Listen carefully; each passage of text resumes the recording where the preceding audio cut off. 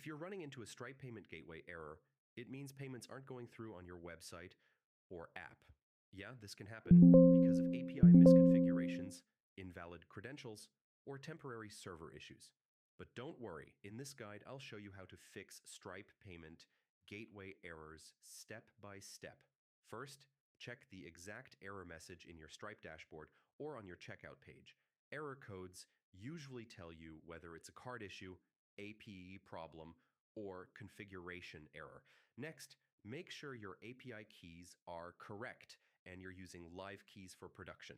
Mixing test keys with live transactions can trigger gateway errors.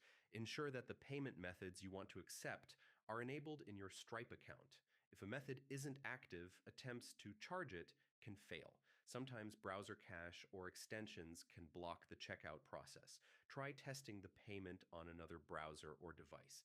If you're using webhooks or server-side integrations, ensure they're configured correctly. Incorrect endpoints or failed server responses can trigger gateway errors. If the payment gateway error persists, contact Stripe support. They can review logs and help identify the root cause quickly. And that's it.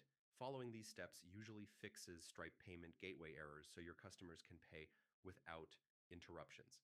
If this helped you out, yeah, feel free to like the video and check out the channel for more Stripe troubleshooting tutorials.